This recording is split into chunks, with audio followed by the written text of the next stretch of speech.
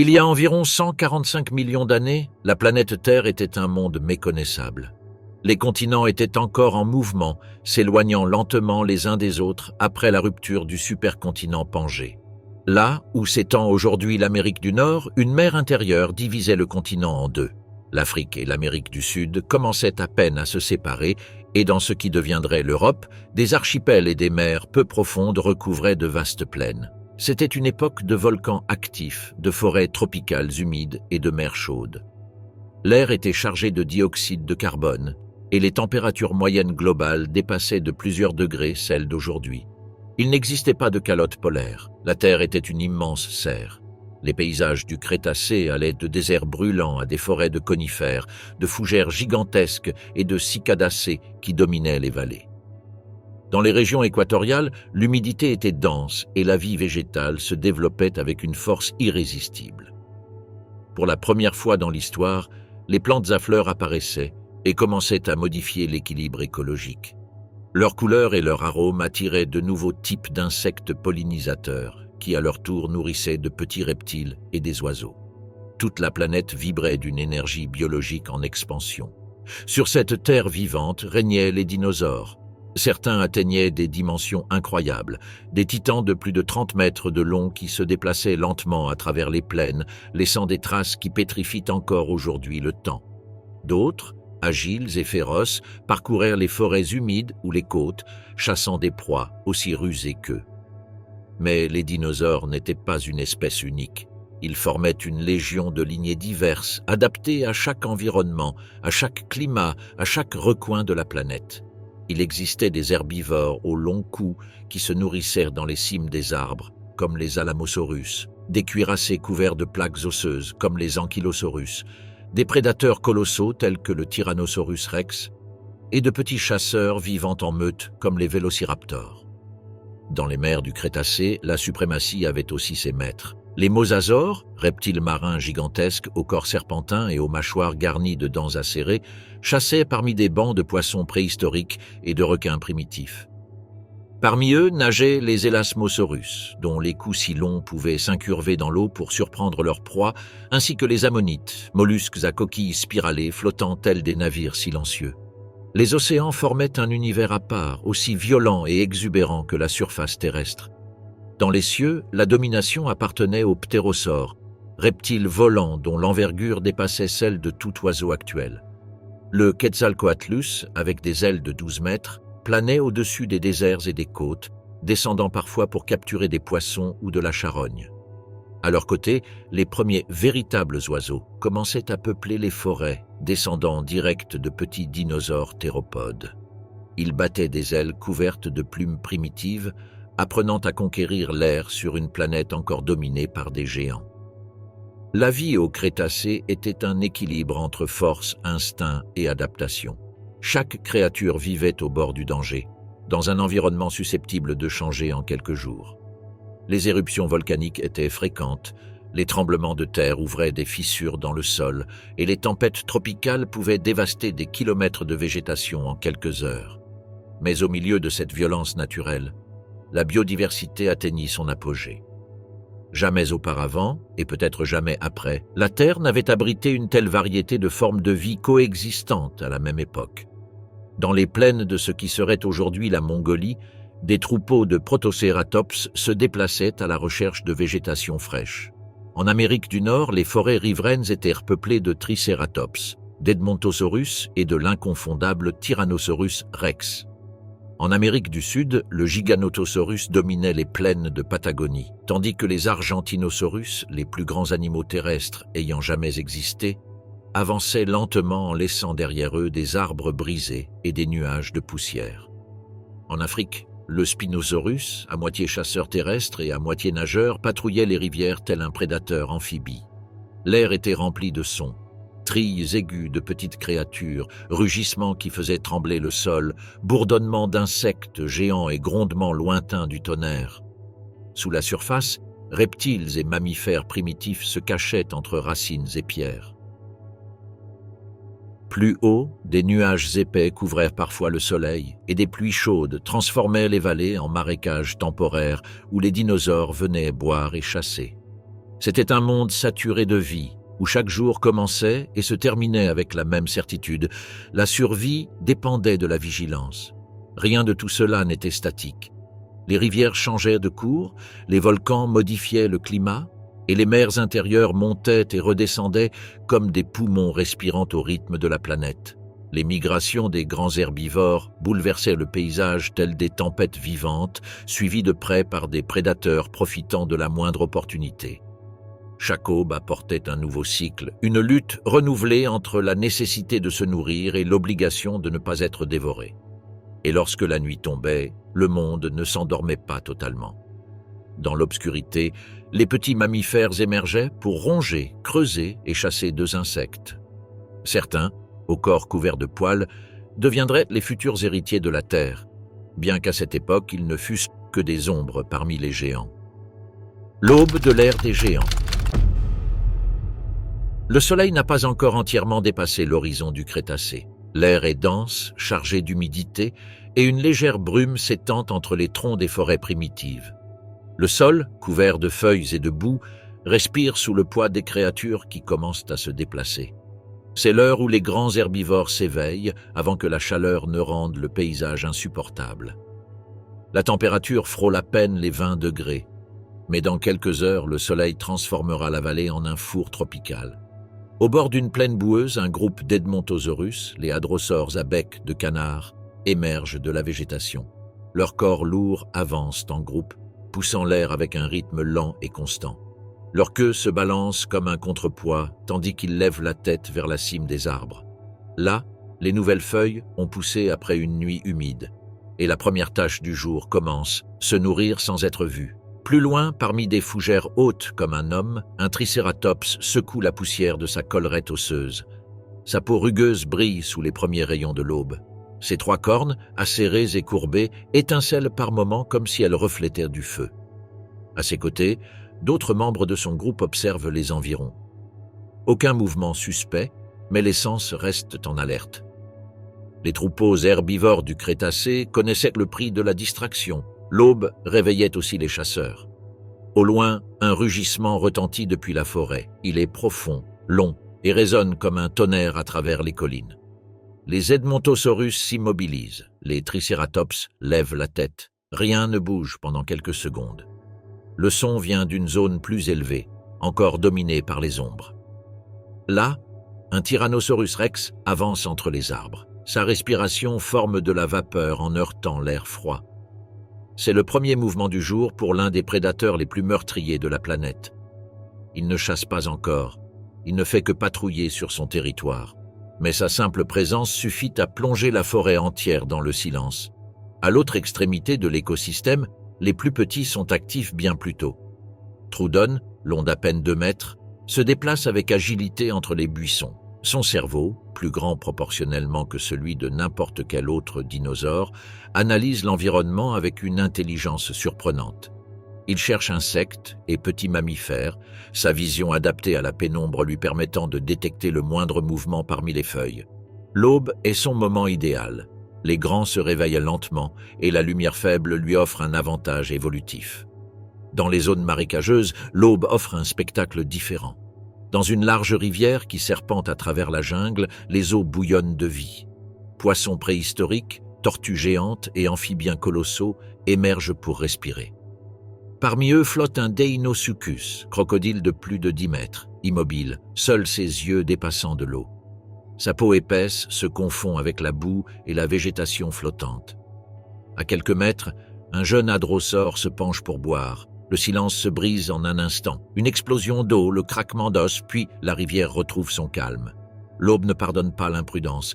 Pendant ce temps, les cieux commencent à se remplir de mouvements. Des volées de petits ptérosaures se jettent depuis les falaises, leurs ailes membraneuses tranchant la brume. Ils battent des ailes au-dessus des côtes intérieures à la recherche de poissons piégés par la marée. Plus haut, solitaire et majestueux, un Quetzalcoatlus plane sans effort. Avec son long cou et son bec aigu, il observe les plaines où les herbivores se déplacent en masse. Depuis les hauteurs, il peut surveiller des kilomètres de terrain, spectateur silencieux du réveil des géants. Dans les forêts, les premiers rayons de lumière révèlent les couleurs cachées de la vie crétacique. Écailles vertes, plumes rougeâtres, crêtes bleutées et queues tachetées s'illuminent comme si le monde reprenait vie après une longue nuit. Beaucoup de dinosaures utilisaient la couleur comme outil de communication, pour signaler un danger, attirer un partenaire ou se camoufler. Aux lisières de la forêt, un groupe d'oviraptors gratte la terre humide à la recherche d'œufs ou de petits reptiles. Leur nom, voleurs d'œufs, vient d'un ancien malentendu. En réalité, ils protégeaient leur propre nid avec soin. Le matin est leur moment d'activité maximale, avant que les grands prédateurs ne patrouillent sur le même territoire. Les sons de l'aube forment une symphonie préhistorique. Les Parasaurolophus émettent des appels graves à travers leurs tubes crâniens, faisant vibrer l'air comme des instruments naturels. Les échos se propagent entre les arbres et servent à maintenir la cohésion des troupeaux. En réponse, d'autres espèces répondent par des grognements, des rugissements ou des sifflements. La forêt devient une conversation vivante, un langage de survie où chaque son a un but. À mesure que le soleil s'élève, la chaleur commence à s'intensifier. Les herbivores se déplacent vers les zones ombragées et les carnivores cherchent les points d'eau. Au sol, les insectes géants, libellules de la taille d'un corbeau, coléoptères aux carapaces brillantes, bourdonnent dans un tourbillon d'activité. Certains mammifères nocturnes retournent à leur terrier. D'autres, plus audacieux, rôdent encore, profitant des restes de proies abandonnées par les prédateurs durant la nuit. Le long des côtes du vaste mer intérieur, la scène est différente. Le soleil se reflète sur l'eau et d'immenses reptiles marins entament leur journée. Mosasaurus émerge à la surface dans un bruit sourd, laissant une traînée d'écume. Des dizaines de poissons bondissent hors de l'eau pour fuir. Au loin, un groupe d'Elasmosaurus glisse avec élégance, leurs longs coups oscillant de part et d'autre tandis qu'ils chassent. Les mers du Crétacé sont un écosystème à part, synchronisé avec le rythme du jour terrestre.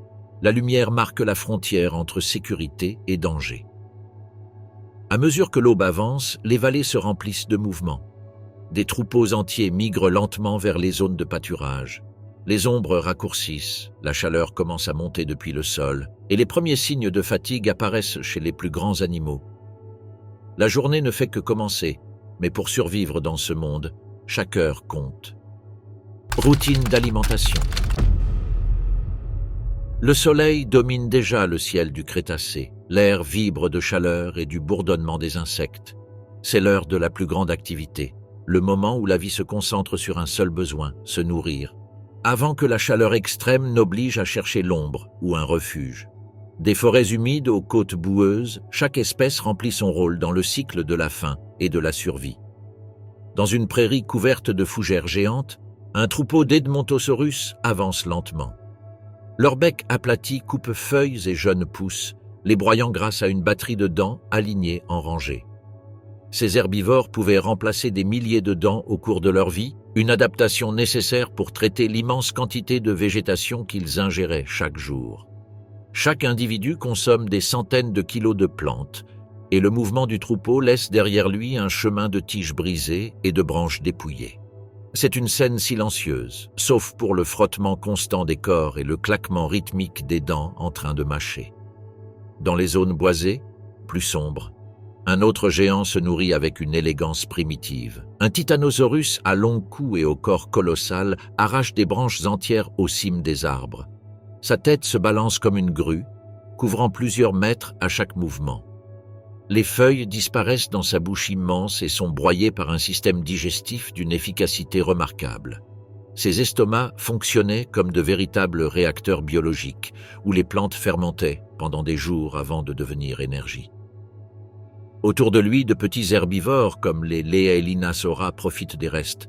Feuilles tombées, pousses arrachées, fragments que les géants laissent derrière eux sans s'en rendre compte.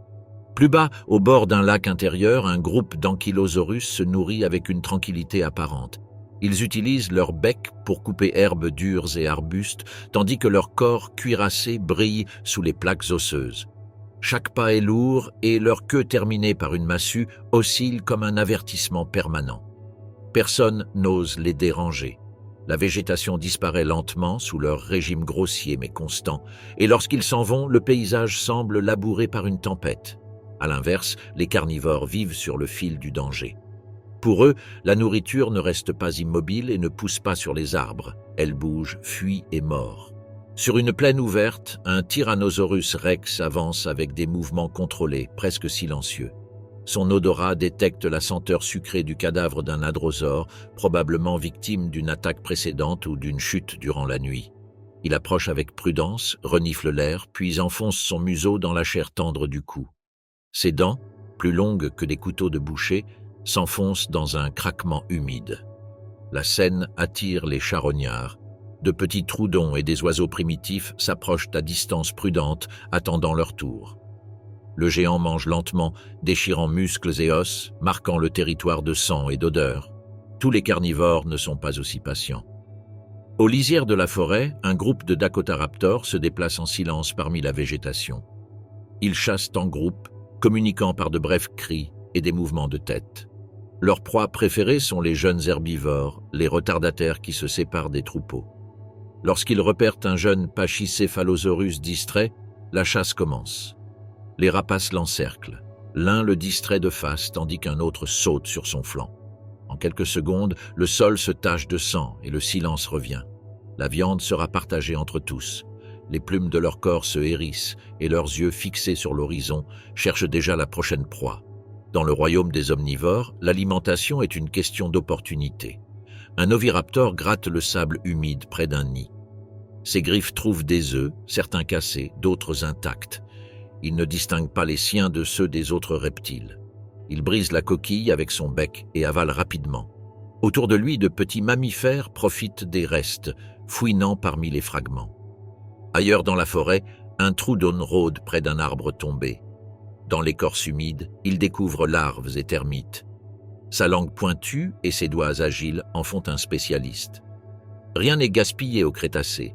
Chaque forme de vie est, d'une manière ou d'une autre, la nourriture d'une autre. Dans les mers, la scène est encore plus brutale. Un Mosasaurus patrouille les profondeurs, son corps serpentiforme avançant par mouvements fluides. Il chasse des bancs entiers de poissons, mais sa véritable proie, ce sont les autres reptiles marins. En détectant l'ombre d'un plésiosaurus près de la surface, il accélère comme un projectile.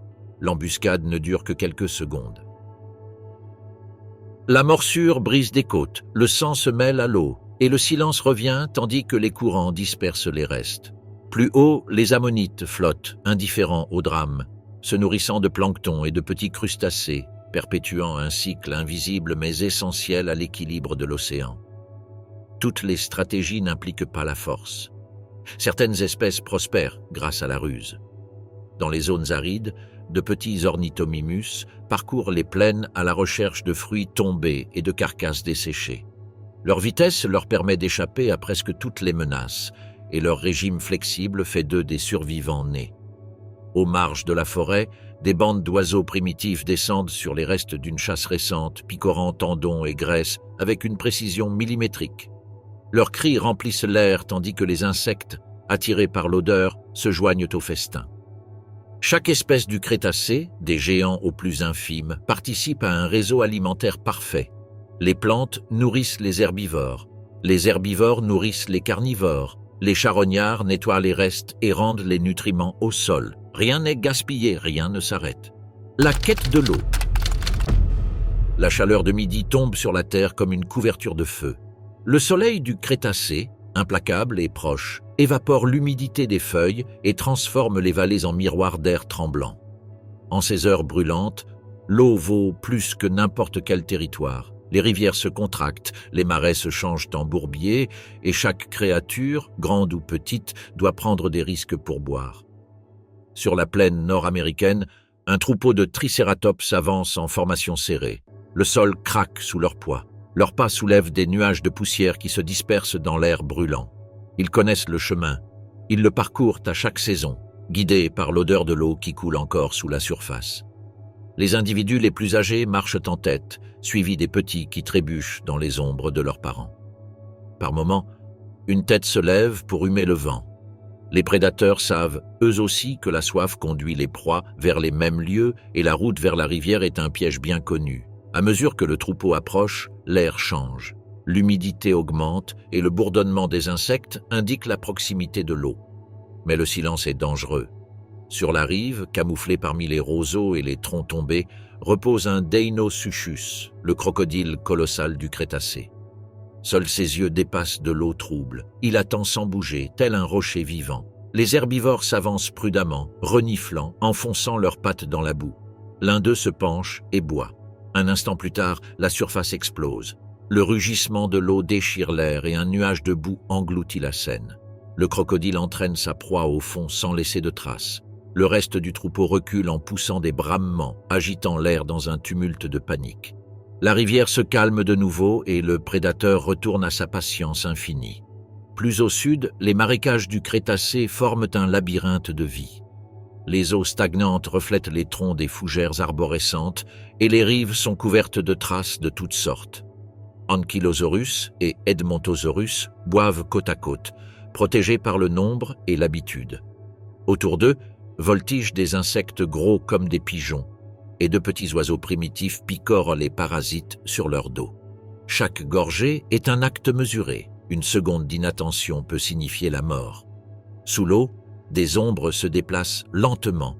Poissons préhistoriques, tortues, serpents, et parfois un chasseur dissimulé. Dans les forêts humides du sud de l'Asie, l'eau ne manque pas, mais son abondance apporte d'autres dangers. Les rivières tropicales débordent souvent, et les pluies soudaines transforment le terrain en bourbier. Là, les Therizinosaurus, immenses herbivores aux griffes incurvées, progressent péniblement. Ils cherchent de l'eau claire au milieu des courants boueux, utilisant leurs longues pattes pour écarter branches et végétations flottantes. Leur apparence est imposante, presque irréelle. Corps couverts de plumes épaisses, longs cous et visages d'oiseaux préhistoriques. Lorsqu'ils trouvent une clairière, ils s'arrêtent pour boire. Les sons de la forêt les enveloppent, le cri lointain d'un carnivore, le bourdonnement constant des insectes, le bruit sec des gouttes tombant depuis la canopée. Tout respire l'humidité. Aux marges des mers intérieures, d'autres créatures suivent un cycle différent. Les Pachyrhinosaurus, cousins des Tricératops, descendent des plateaux vers les rives boueuses où l'eau saumâtre s'accumule encore. Ce n'est pas le liquide idéal, mais cela suffit pour survivre.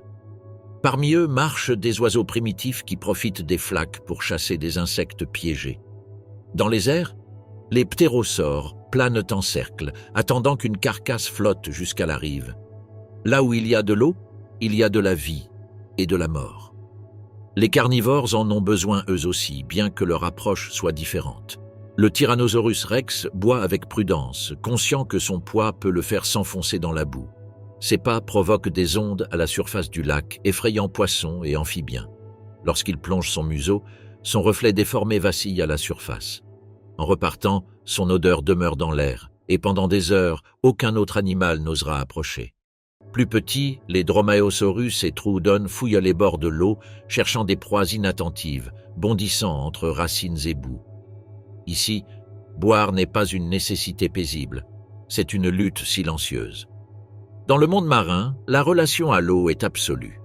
Les Mosasaurus sillonnent les profondeurs de la mer intérieure qui recouvre une grande partie de l'Amérique du Nord.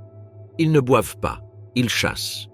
Ils poursuivent des bancs de poissons, attaquent des plésiosaures et dévorent des tortues géantes. L'océan du Crétacé est aussi dangereux que la terre ferme.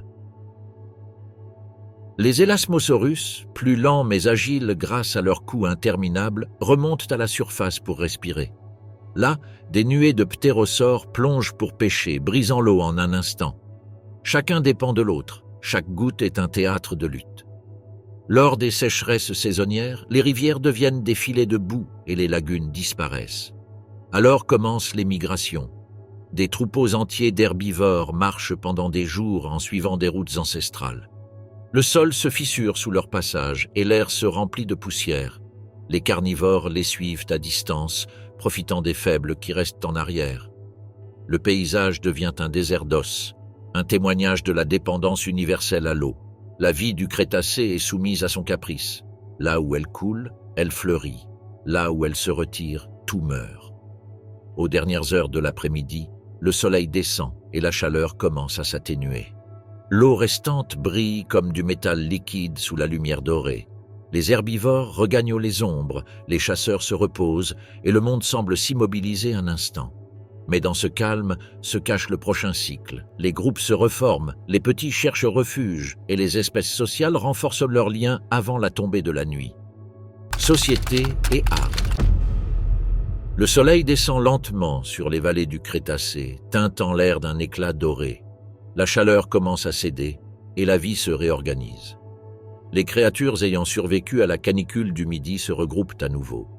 Toutes les espèces ne vivent pas en solitaire. Le monde des dinosaures est rempli de hiérarchies, d'alliances temporaires et de structures sociales aussi complexes que les écosystèmes qui les entourent.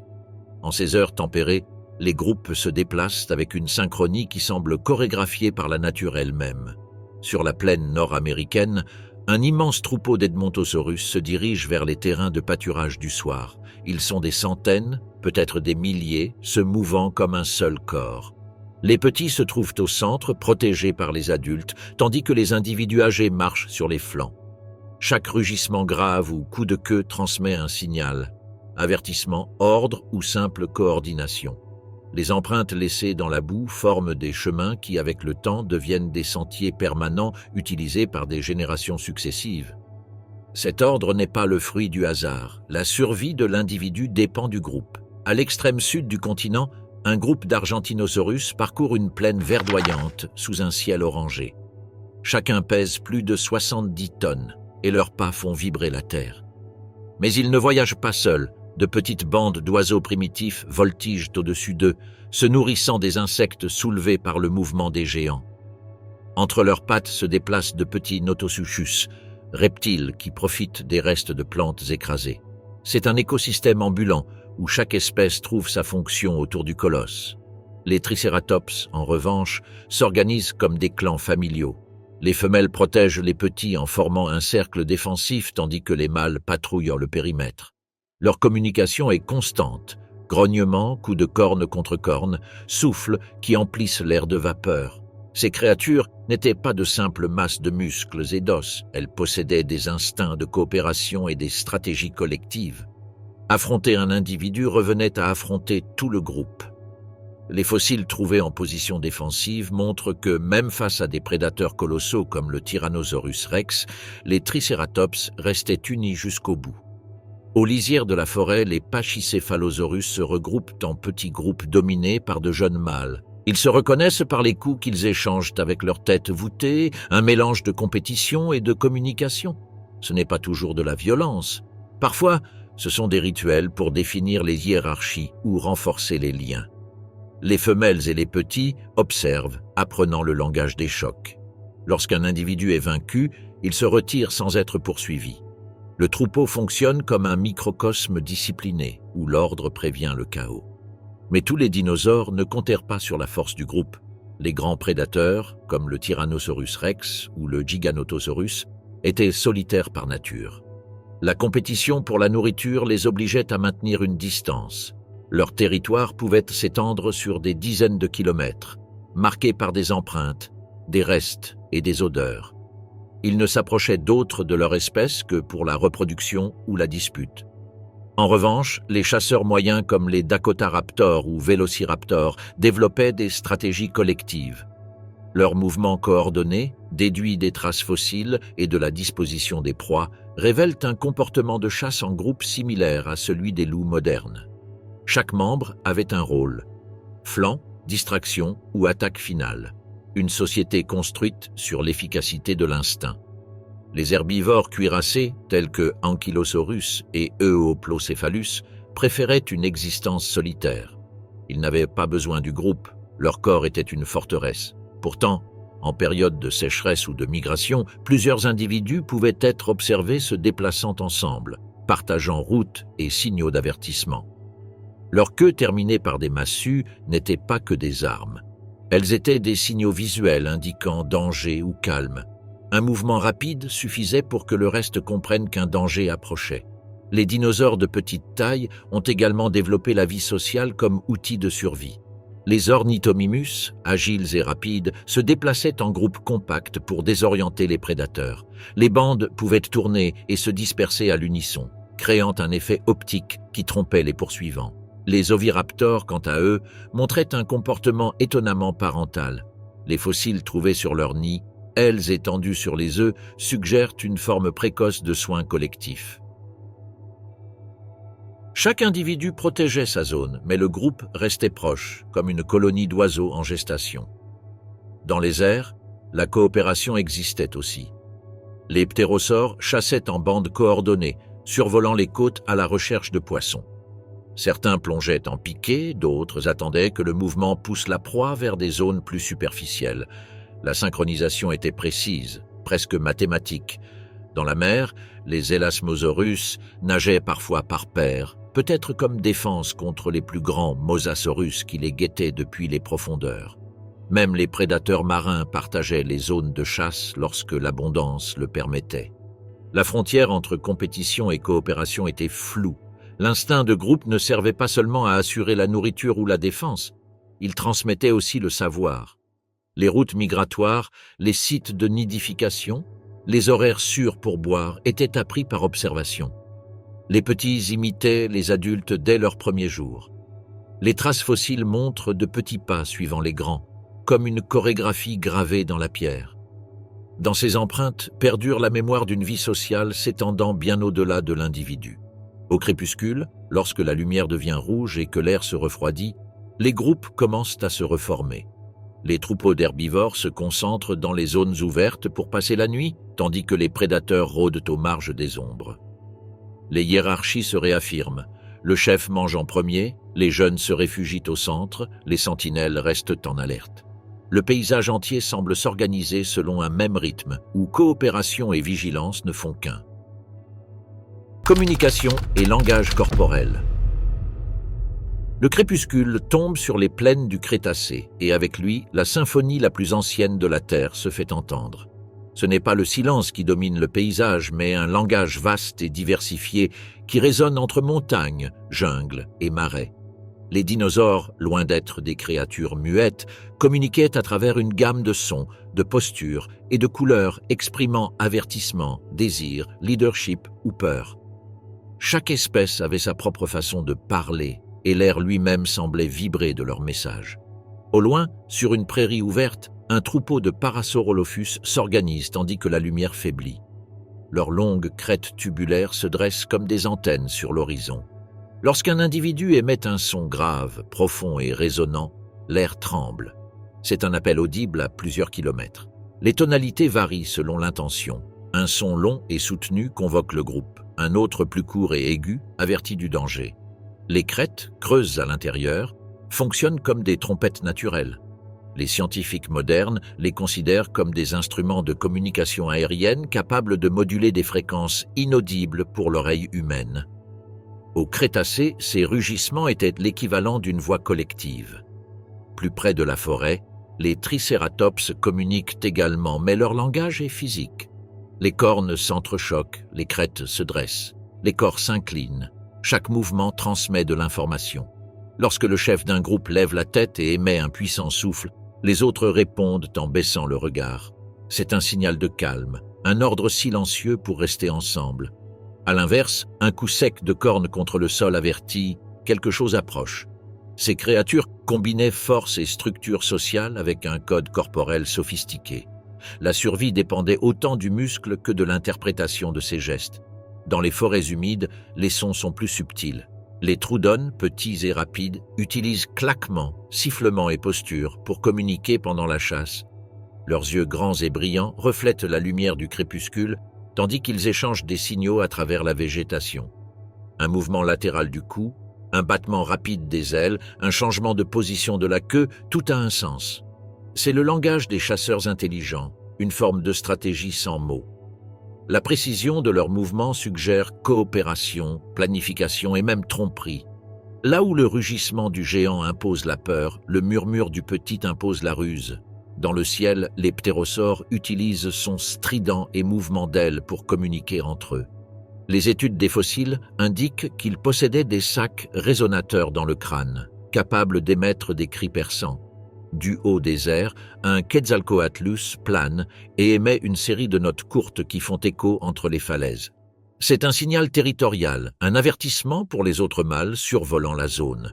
L'atmosphère vibre des échos de leurs appels. tandis que sur les côtes, les groupes plus petits répondent depuis le sol. Ce dialogue entre ciel et terre est constant, une danse sonore entre prédateurs et concurrents.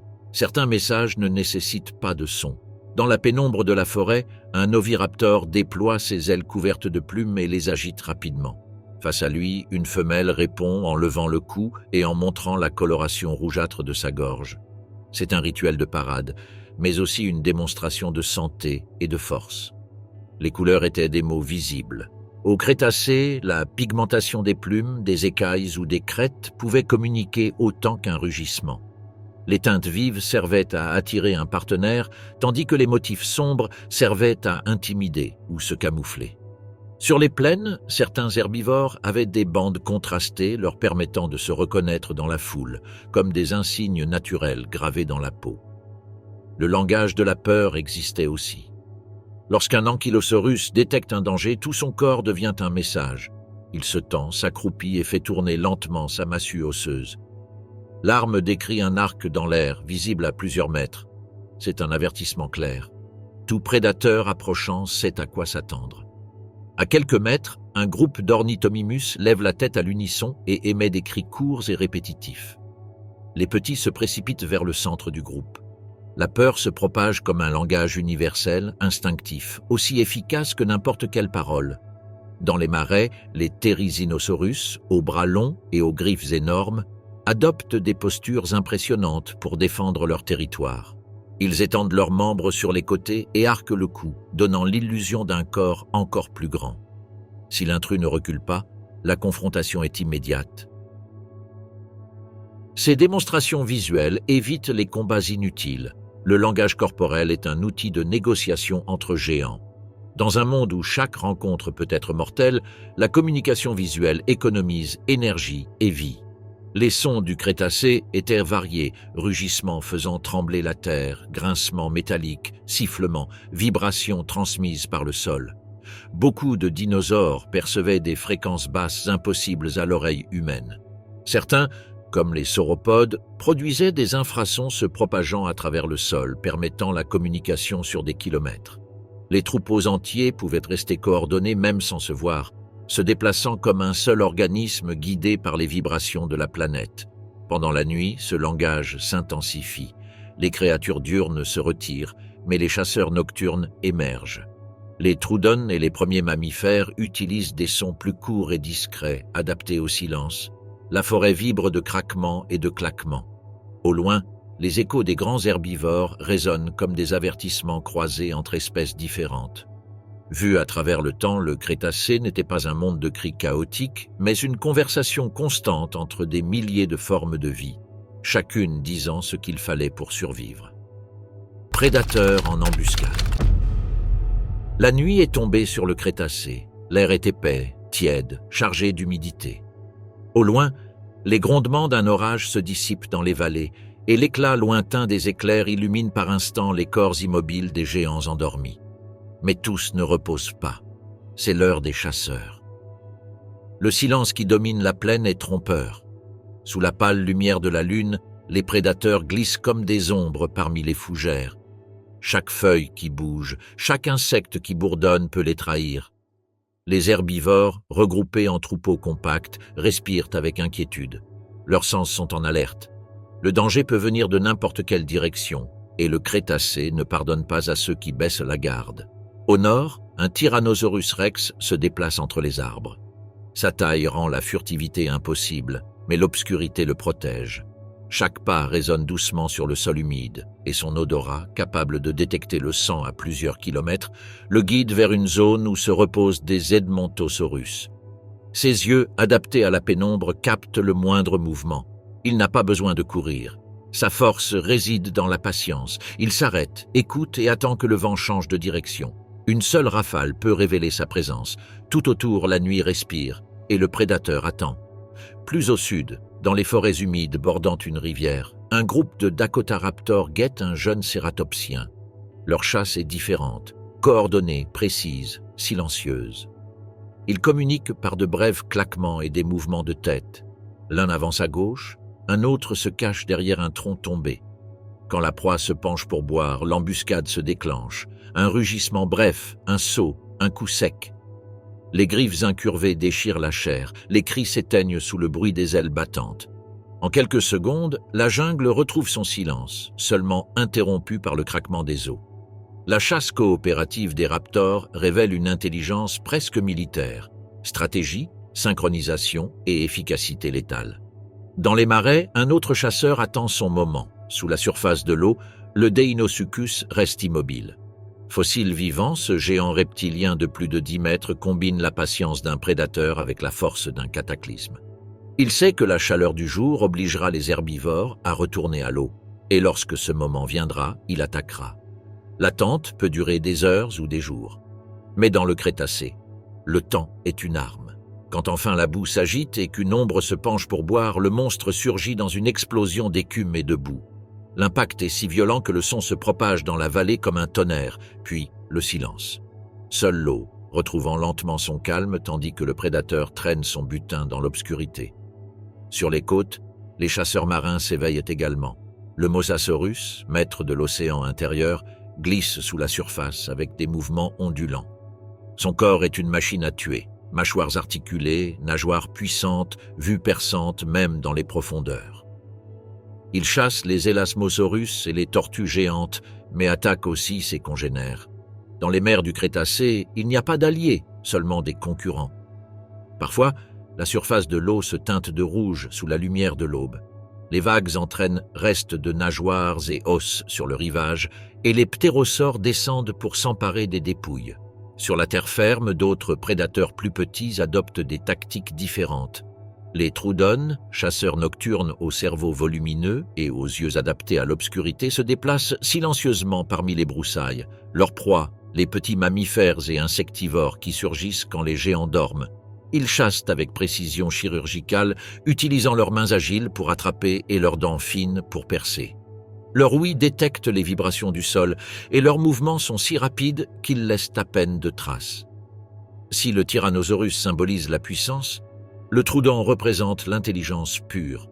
Les attaques ne viennent pas toujours de la terre. Sur les rives d'un lac, un groupe d'Ornithomimus boite en toute confiance jusqu'à ce qu'une ombre traverse le ciel. Le Quetzalcoatlus, maître de l'air, plonge en piqué. Ses ailes battent une seule fois avant l'impact. Le coup de son bec est mortel. Un petit dinosaure reste immobile. Les autres s'enfuient en panique. Le chasseur ailé s'élève avec sa proie dans la mâchoire, disparaissant dans les nuages. En dessous, l'air s'agite et l'écosystème se réorganise en quelques secondes. Chaque attaque réécrit l'équilibre naturel. La chasse, dans le Crétacé, n'était pas une simple poursuite. C'était une danse entre la vie et la mort. Les prédateurs savaient utiliser le terrain, le vent et la lumière. Ils connaissaient le moment de guetter et celui d'attaquer. Certains attendaient des jours entiers, d'autres chassaient à des heures précises du jour ou de la nuit. Chaque espèce développait sa propre méthode. Les grands carnivores misaient sur la force, les moyens sur la coordination, les petits sur la ruse. Tous partageaient un instinct commun, exploiter la moindre faiblesse de l'autre. La chasse ne se terminait pas toujours par la mort de la proie. Parfois, les prédateurs échouaient. Un tyrannosaurus trop hâtif peut s'épuiser sous la chaleur. Un vélociraptor qui calcule mal son saut peut se casser une griffe. Dans ce monde, chasseurs et proies partagent un destin.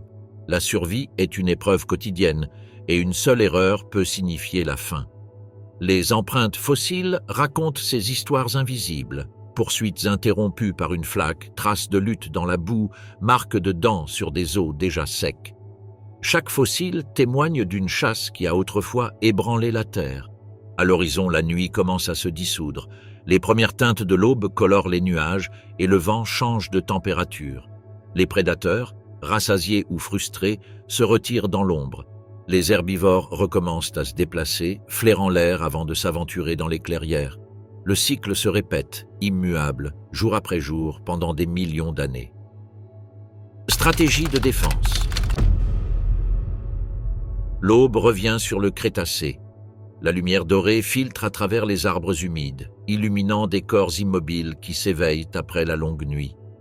Le rugissement lointain d'un prédateur s'éteint dans les vallées et la vie entame un nouveau jour dans son éternel cycle de prudence. Survivre ne dépend pas seulement de la force ou de la taille, mais de la capacité à résister. Chaque espèce, des titans aux plus petits, possède son propre langage de défense, os, écailles, ingéniosité ou groupe. Dans les plaines ouvertes, les ankylosaurus avancent lourdement entre les fougères.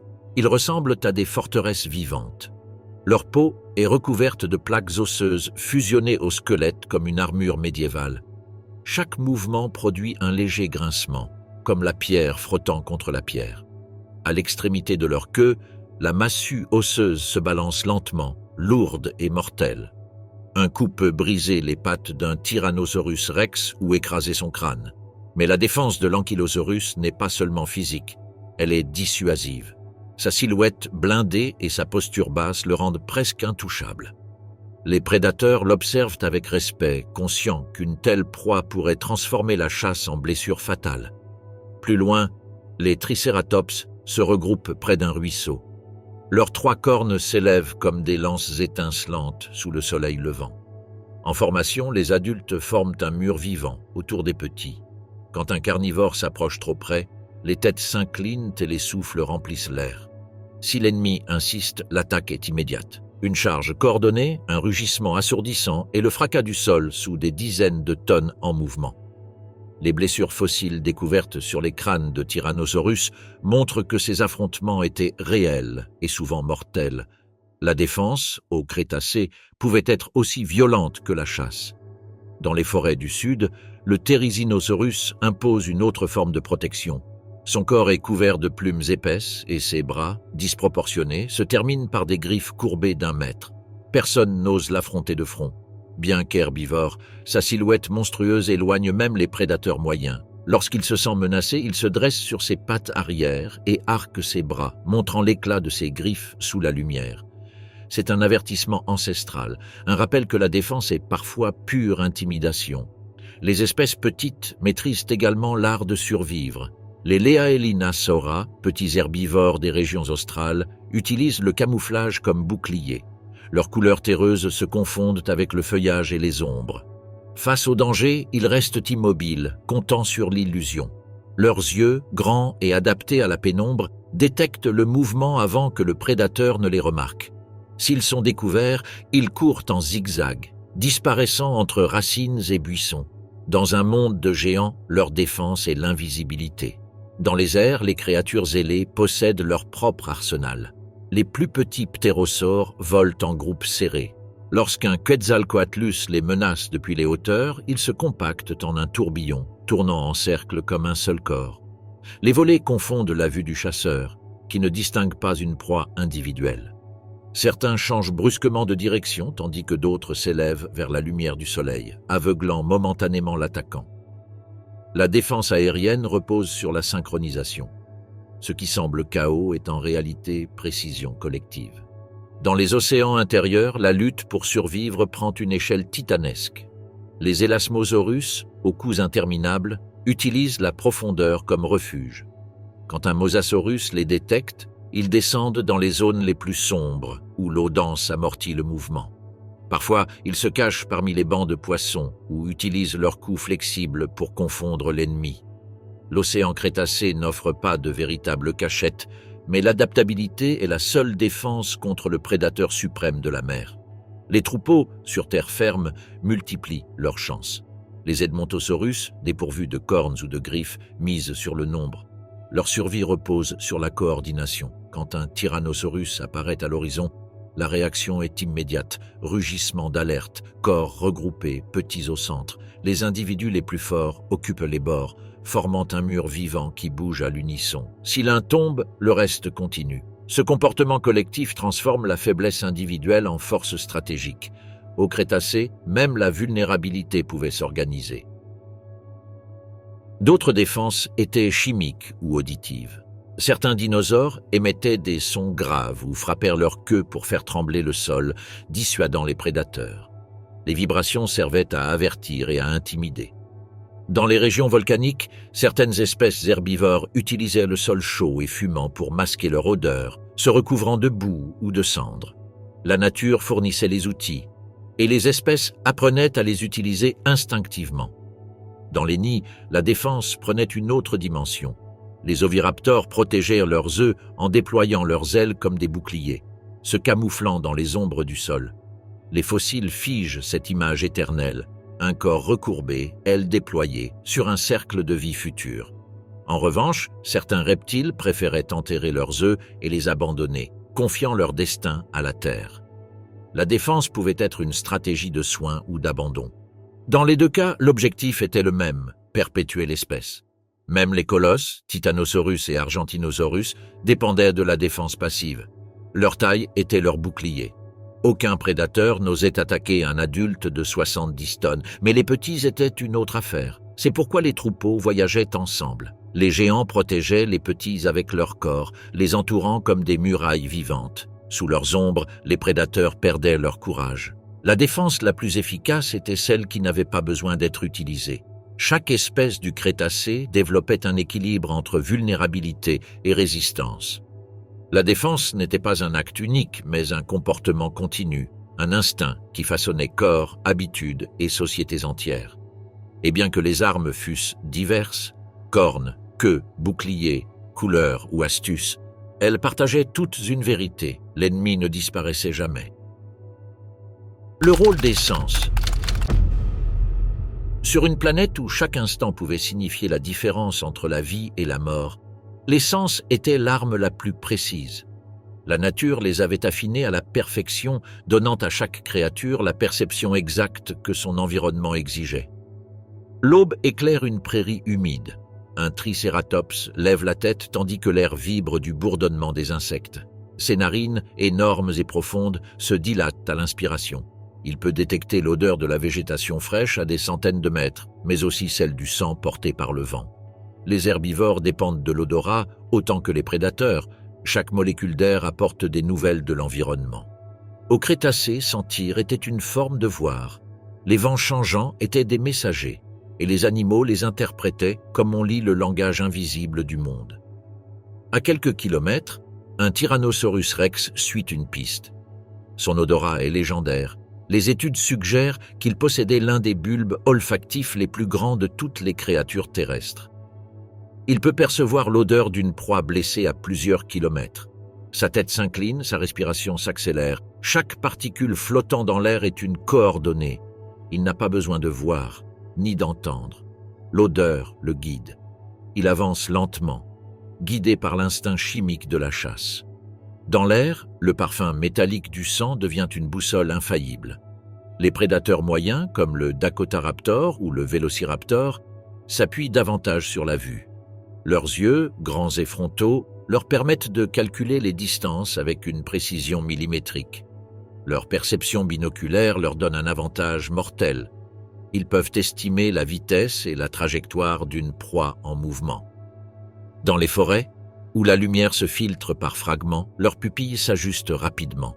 Chaque éclat, chaque ombre entre les feuilles peut être le début d'une poursuite. Dans le silence absolu du milieu de la journée, les yeux d'un raptor sont son arme la plus tranchante. Les herbivores, en revanche, ont une vision latérale plus large. Les Edmontosaurus et les hadrosaures peuvent voir presque 300 degrés autour de leur tête, détectant tout mouvement sans tourner le corps. Leur défense réside dans le champ visuel. Un léger tremblement parmi les fougères, un éclat particulier dans l'herbe suffit à déclencher la fuite. La vue ne distingue pas les détails, mais perçoit le changement. Dans un monde saturé de mouvements, cette sensibilité leur sauve la vie. Dans les profondeurs de l'océan Crétacé, les mosasaurus dépendent d'autres sens. Leur oreille interne détecte les vibrations dans l'eau avec une précision extraordinaire. Chaque mouvement d'une proie proche génère une onde qui se propage sur des kilomètres. Le prédateur l'interprète avec une clarté presque géométrique. Même dans l'obscurité totale, il sait où attaquer. Les Elasmosaurus, plus vulnérables, utilisent le sens de l'équilibre et la pression de l'eau pour naviguer entre les courants. Leur corps, long et flexible, peut percevoir des changements minimes de température et de direction du flux. La mer, pour eux, est un langage tactile. Sur Terre, certains dinosaures utilisent l'ouïe comme un radar. Les Troodons, chasseurs nocturnes, peuvent percevoir des sons aigus imperceptibles pour d'autres animaux. Le froissement d'un insecte sur une feuille, le mouvement d'une proie sous le sol, le faible battement d'une créature cachée. tout est information. Leur tête tourne lentement, localisant l'origine du bruit avant de se lancer silencieusement. En revanche, les grands herbivores produisent des sons si profonds qu'ils sont à peine audibles, des vibrations infrasonores parcourant le sol. Ainsi, ils communiquent sur de longues distances, avertissant du danger ou appelant les petits. Ce qui serait pour les humains un tremblement imperceptible, pour eux est une conversation lointaine. La peau aussi entend, voit et ressent. Les ankylosaurus possèdent des récepteurs tactiles sous leurs plaques osseuses, capables de percevoir les vibrations. Un pas lointain ou un rugissement sourd peut se sentir à travers le sol avant d'être entendu dans l'air. Chez les Therizinosaurus, les plumes épaisses agissent comme des capteurs de mouvement, détectant les changements de pression du vent ou l'approche d'une autre créature. Dans les déserts arides, les petits ornithomimus utilisent la plante de leurs pieds pour percevoir la vibration d'un prédateur courant au loin. Ce n'est pas seulement de l'instinct, c'est de l'information physique transformée en réaction. Le sens de la température guide aussi le comportement. Pendant le midi brûlant, les reptiles cherchent des zones ombragées ou se couvrent de boue pour maintenir l'équilibre thermique. Certains possèdent des crêtes et des plaques vasculaires qui fonctionnent comme des radiateurs naturels. Les stégosaurus du Crétacé tardif, bien qu'en déclin, utilisaient encore leurs plaques dorsales pour dissiper la chaleur ou réguler le sang. Les variations thermiques dictent les rythmes de la journée. Dormir, chasser, migrer, tout répond à la température. Dans les airs, les ptérosaures contrôlent le vent avec une sensibilité extrême. Ils peuvent sentir la direction et la force des courants avant même de prendre leur envol. Leurs ailes, couvertes de fibres nerveuses, transmettent des données instantanées sur la pression de l'air. Ainsi, ils évitent les collisions, planent avec précision et atterrissent sur les falaises avec une élégance qu'aucun oiseau ultérieur n'égalera. Pour eux, le toucher est une extension de la pensée. Repos et sommeil. Le soleil se couche lentement derrière l'horizon crétacé. Le ciel, teinté de nuances orangées et pourpres, reflète son feu sur les rivières et les marais. La chaleur du jour commence à se dissiper et une brise douce parcourt les plaines. C'est l'heure du repos. Dans un monde où la vie se consomme entre la chasse et la fuite, dormir est l'acte le plus risqué. Chaque créature le fait à sa manière, dans un équilibre précaire entre le besoin de récupérer et la peur de ne pas se réveiller. Dans une prairie ouverte, un troupeau d'Edmontosaurus se dispose en cercle. Les petits restent au centre, entourés par les adultes qui, bien qu'épuisés, gardent la tête haute. Les plus âgés ferment à peine les yeux. Ils dorment debout, prêts à se déplacer au moindre bruit. Au Crétacé, le sommeil n'est jamais complet. C'est une pause vigilante, un bruit lointain, un craquement dans l'herbe, et des dizaines de têtes se lèvent à l'unisson. La vigilance partagée est leur meilleure défense. À quelques kilomètres, un tricératops s'allonge sur le sol humide. Ses pattes se replient lentement, son corps émet un profond soupir. Pendant quelques minutes, sa respiration devient lente et régulière. Les yeux se ferment, mais les oreilles restent attentives. Même endormi, son esprit reste connecté à l'environnement. Un changement dans la direction du vent, une vibration dans le sol, et le géant ouvre les yeux en un instant. Le repos, pour lui, n'est pas un abandon, mais une trêve contrôlée. Dans les forêts les plus denses, les petits troudons et oviraptors choisissent des lieux élevés. Ils dorment sur de grosses branches ou dans des cavités naturelles où les ombres les cachent des prédateurs. Ils se regroupent par paires ou en petits groupes, cherchant la chaleur mutuelle. Avant de fermer les yeux, chacun ajuste sa position, couvrant son corps avec les ailes pour conserver la chaleur et dissimuler sa silhouette. Les scientifiques modernes ont retrouvé des fossiles préservant cette posture. Tête glissée sous les plumes, queues enroulées autour du corps. C'est une image de tendresse improbable dans une ère de colosse. Dans les régions les plus arides, les ankylosaurus se reposent allongés sur la boue froide. Leur armure naturelle leur permet de dormir sans crainte. Seule la queue, lourde et tendue, bouge de temps en temps, comme si elle répondait à un sommeil agité. La boue maintient leur température corporelle stable, et à l'aube elle durcit comme une seconde peau. Certains se couvrent de poussière ou de cendres volcaniques, se camouflant parmi les roches. Personne n'ose interrompre leur repos. Même les prédateurs ne risquent pas d'attaquer un mur vivant. Dans les marais tropicaux, le son ne cesse jamais. Les grenouilles géantes coassent, les insectes bourdonnent, les petits mammifères courent entre les racines. Au milieu de cette symphonie, un Therizinosaurus dort appuyé contre un tronc. Ses griffes, longues comme des épées, reposent croisées sur sa poitrine. La scène semble paisible, mais même endormi, le géant reste une menace. Son cou s'incline lentement avec sa respiration, et chaque exhalation fait bouger les feuilles proches. Il ne rêve pas, il veille depuis son subconscient, comme si son corps se rappelait que le danger ne dort jamais. Dans les mers intérieures, le repos prend une autre forme. Les mosasaurus flottent près de la surface, alternant des respirations lentes. Leur sommeil est partiel, divisé entre hémisphères cérébraux. Un côté se repose pendant que l'autre veille. C'est un équilibre parfait entre repos et vigilance, une adaptation qui les a maintenus maîtres de l'océan. Les Elasmosaurus adoptent un schéma similaire. Lors des nuits tranquilles, leur corps long se balance silencieusement sous la lune, tandis qu'un œil reste ouvert, attentif à toute ombre se déplaçant sous eux. Dans les profondeurs, dormir, c'est flotter à la frontière entre la vie et l'abîme. Les grands prédateurs, comme le Tyrannosaurus rex, dorment rarement complètement. Leur taille les rend invulnérables à la plupart des menaces, mais la faim ne respecte pas les horaires. Ils se reposent appuyés contre des arbres ou des rochers, les muscles encore tendus et les mâchoires entr'ouvertes. Un souffle, un mouvement des pattes, et ils sont prêts à attaquer à nouveau. Le sommeil du chasseur est léger et fragmenté. Certains fossiles montrent des traces de nids creusés dans la terre meuble où des femelles adultes ont pu dormir avec leurs petits, les protégeant du froid nocturne avec leur corps. Dans ce geste primitif se cache un écho d'affection animale qui survit encore chez les oiseaux modernes. Les plus petits, les premiers mammifères, sont ceux qui maîtrisent le mieux l'art du repos furtif. Ils dorment cachés dans des terriers, sous des rochers ou entre des racines. Leur petit corps s'adapte à n'importe quelle fissure du sol. Pendant la journée, ils restent cachés. La nuit, ils chassent les insectes et se nourrissent de restes.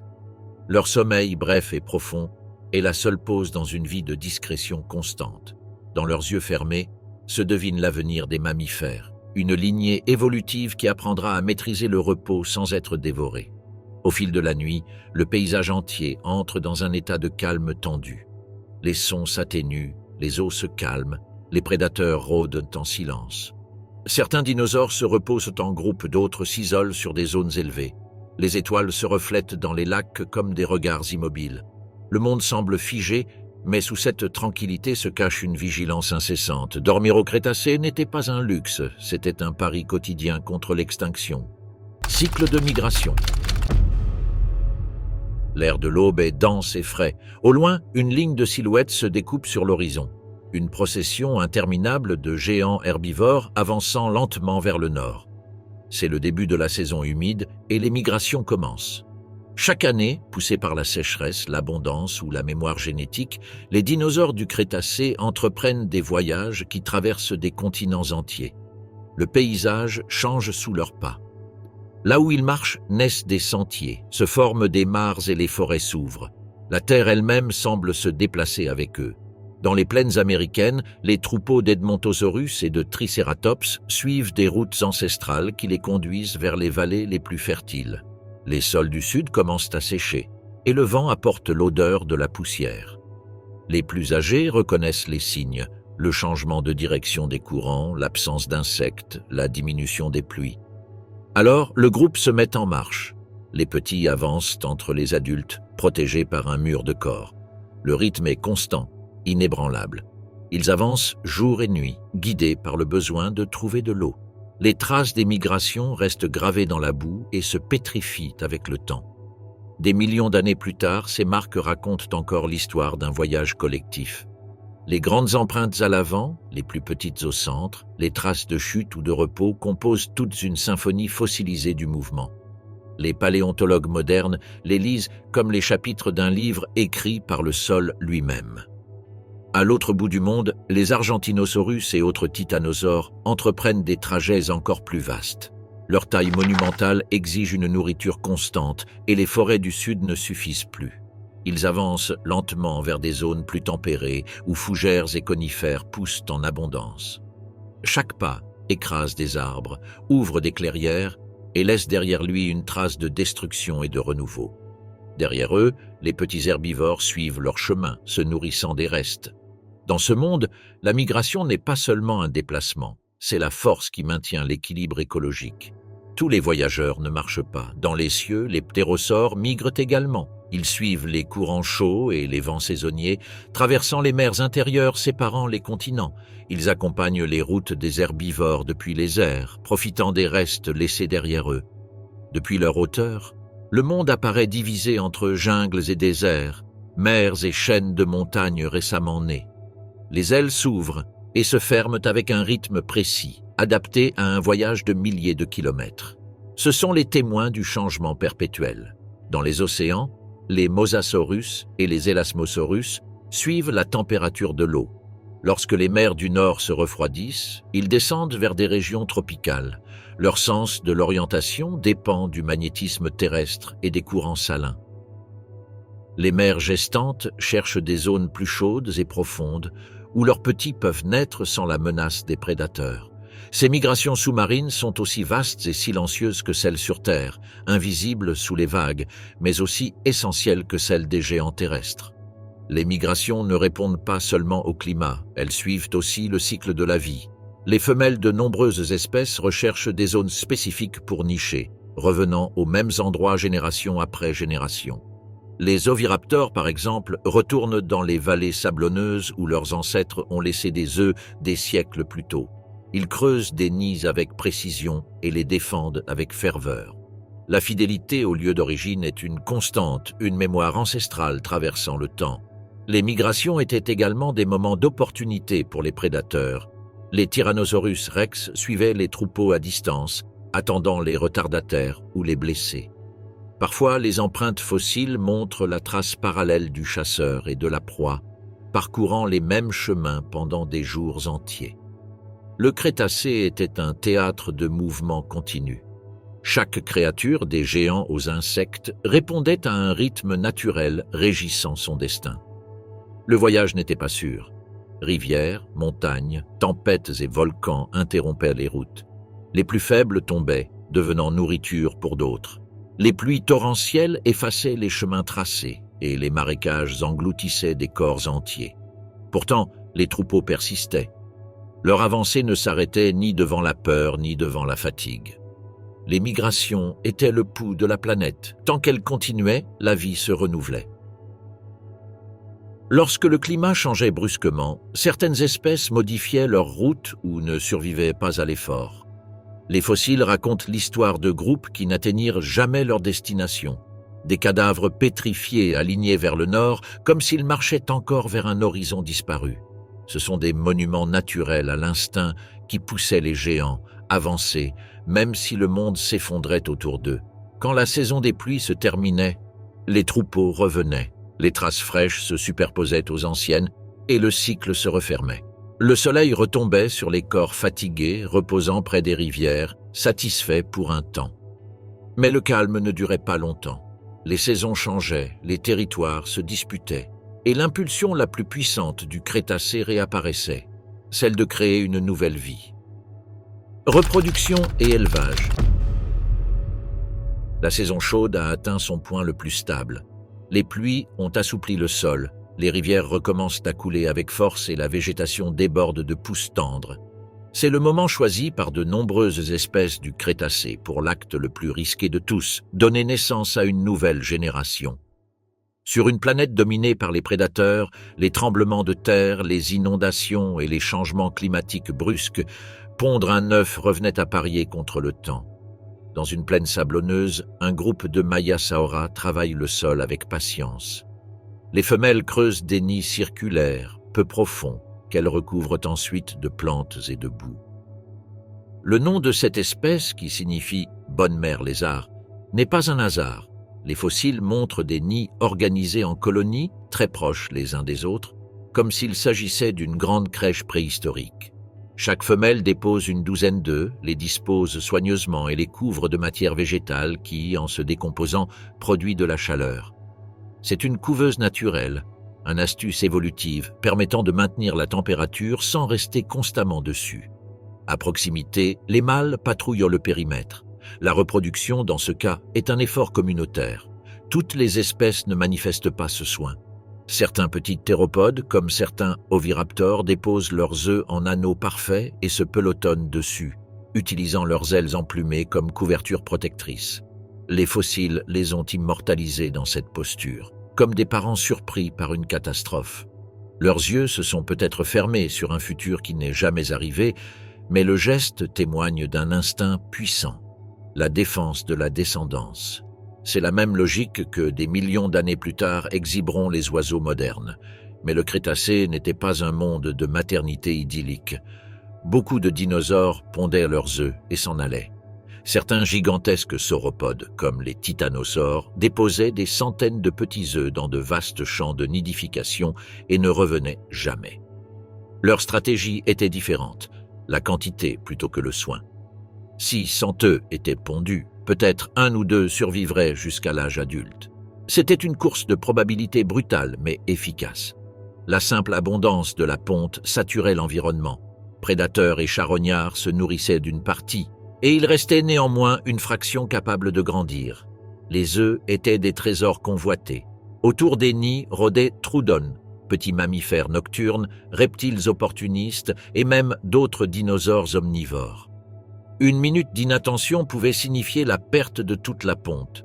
C'est pourquoi certaines espèces choisissaient des sites élevés, des talus, des îles au milieu des rivières ou des plaines dégagées où l'ennemi était visible à l'avance. D'autres misaient sur la synchronisation. Toute la colonie pondait en même temps, empêchant les prédateurs de tout manger. La vie préhistorique fonctionnait comme une chorégraphie de naissance massive. Lorsque les œufs éclosent, commence la phase la plus fragile. Les petits hadrosaures sortent de la coquille avec des pattes fines, des os tendres et des yeux grands ouverts. Certains ne savent pas bien marcher pendant les premières heures. Dans les espèces avec soin parental, les adultes apportent de la nourriture au nid, régurgitant de la matière végétale semi-digérée pour la rendre plus tendre. Les jeunes apprennent vite quels sons signifient danger et lesquels signifient nourriture. Leurs premières impressions du monde sont des rugissements lointains, des ombres de géants et la chaleur du corps de leurs parents. En revanche, les petits des espèces sans soin parental naissent seuls dans un monde hostile. Ils doivent courir dès le premier jour, se cacher sous les racines, suivre le premier troupeau passant à proximité.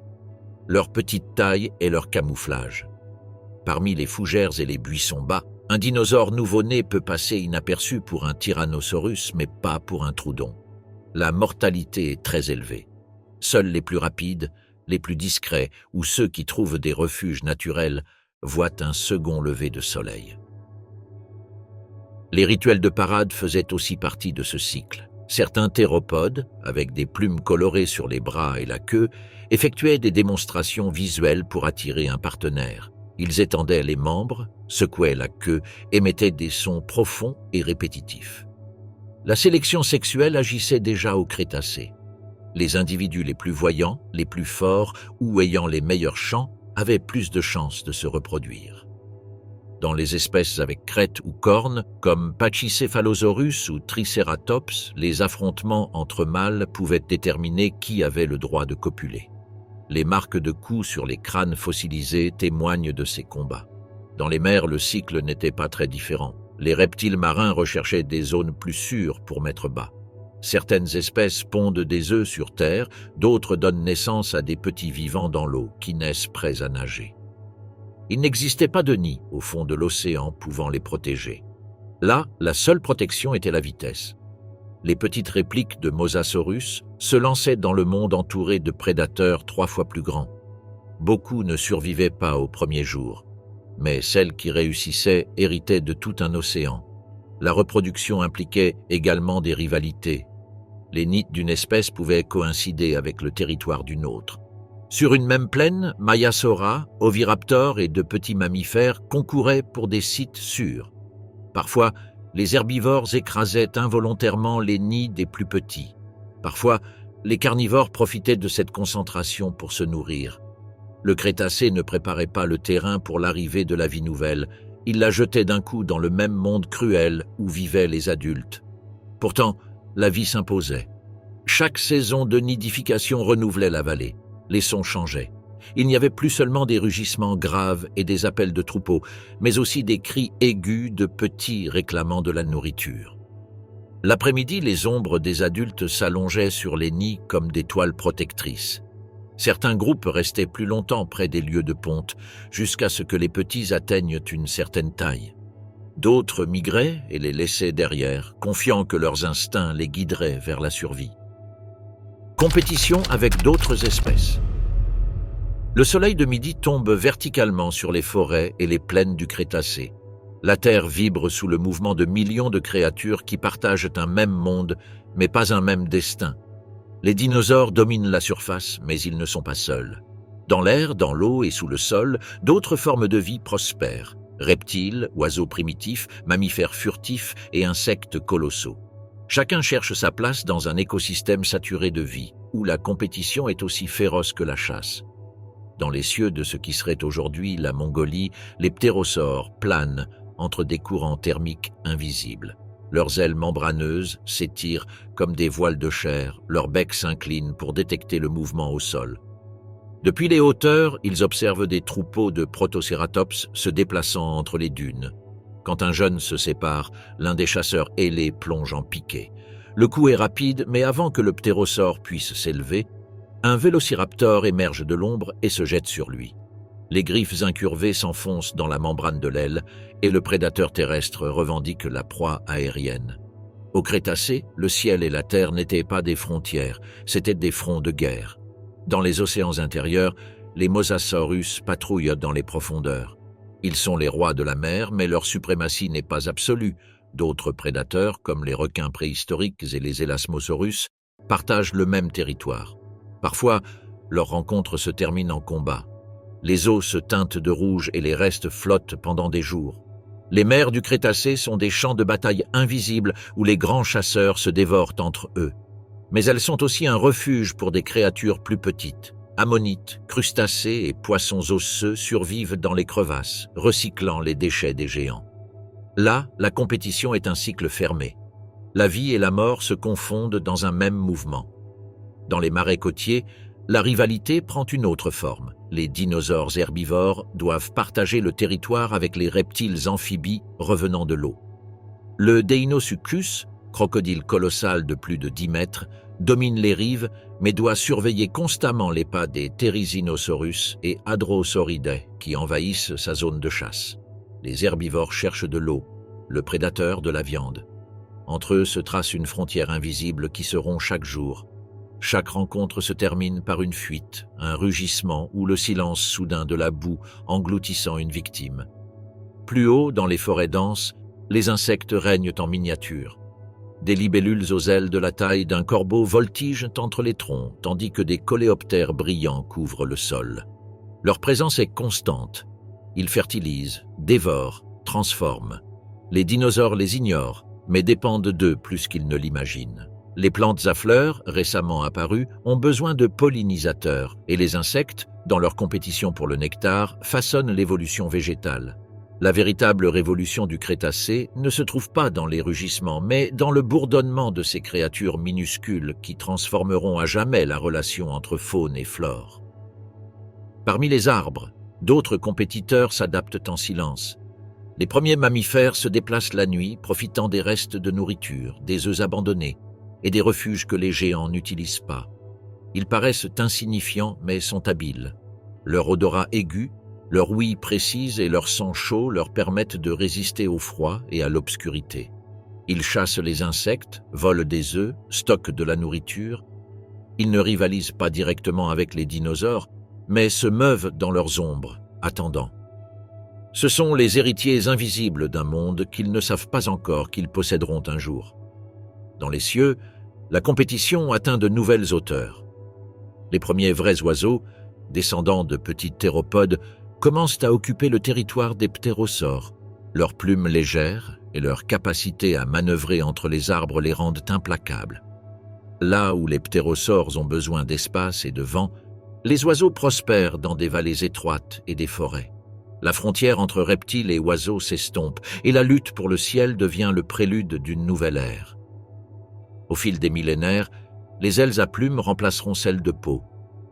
L'extinction des anciens volants a déjà commencé, bien qu'eux ne le sachent pas encore.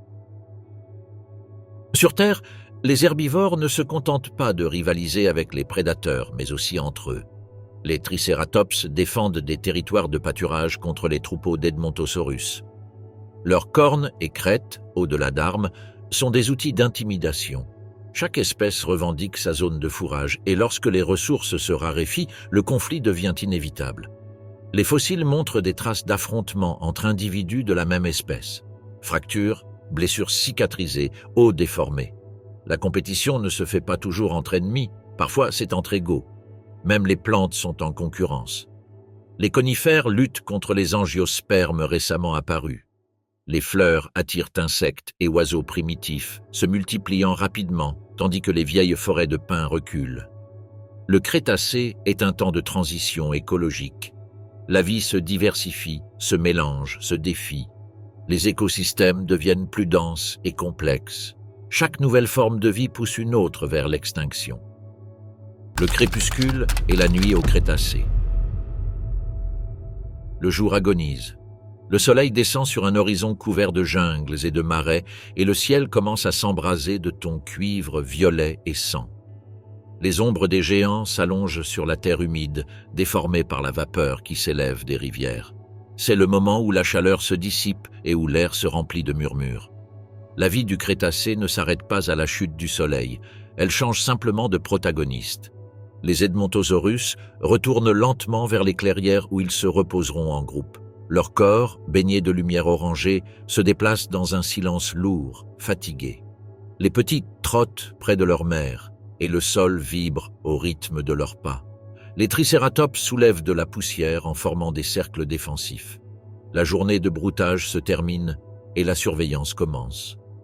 Dans chaque troupeau, certains individus restent éveillés pendant que les autres dorment. Le jour et la nuit se fondent en une garde incessante. Les herbivores ne sont pas les seuls à se préparer. Dans la forêt, les vélociraptors émergent de la végétation. Leurs yeux, adaptés à la pénombre, brillent de reflets dorés. La nuit est leur allié. L'air se rafraîchit, les sons s'amortissent et les proies se déplacent plus lentement.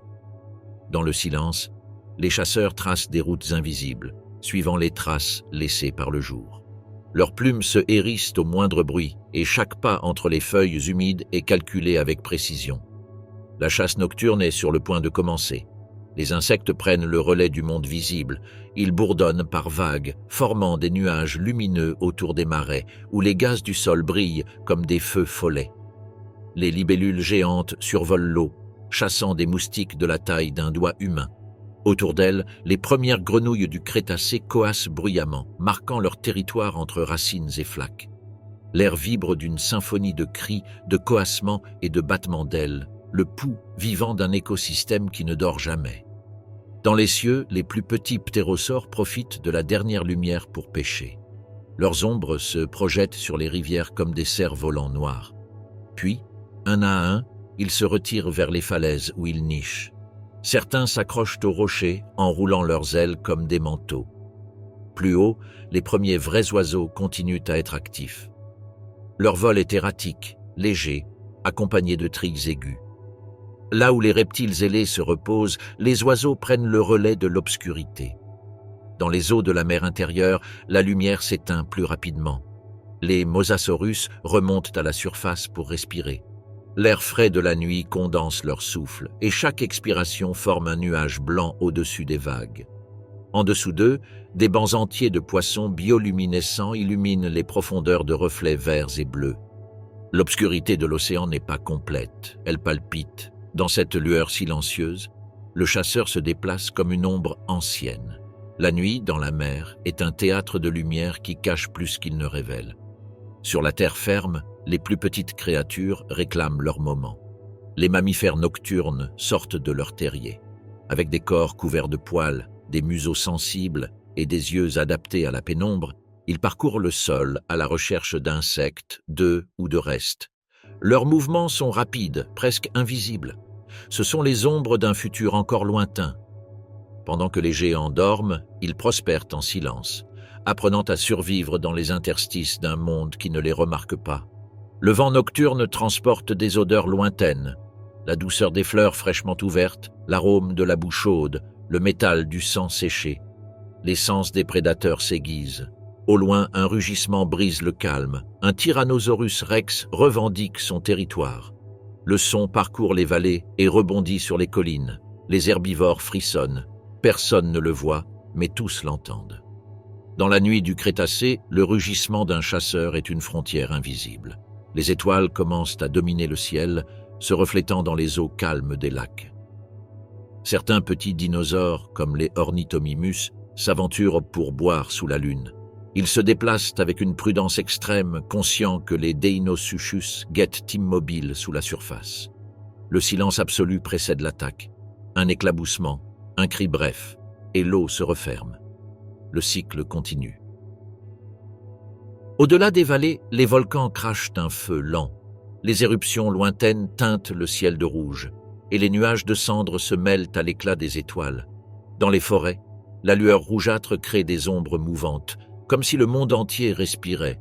Dans cette lumière changeante, quelques Therizinosaurus avancent lentement, levant leurs griffes vers le firmament comme pour chercher la source de la chaleur. Personne ne les dérange. La nuit appartient à ceux qui savent se déplacer sans bruit. Le temps se dilate. L'obscurité s'épaissit jusqu'à sembler liquide. Les troupeaux dorment en formation, les chasseurs reposent les yeux à demi-clos et les petits insectes poursuivent leur bourdonnement incessant. Seul le vent maintient la sensation de mouvement. Il souffle entre les feuilles, agite la poussière, siffle entre les pierres. La planète respire dans un calme tendu. Dans ce silence total, chaque créature rêve. Les géants rêvent de l'écho de leurs pas, les chasseurs de l'odeur de leur proie, les nouveau-nés de la chaleur de leur nid. Le monde qui dort maintenant sous la lumière de la lune sera un jour la scène de leur dernier lever de soleil.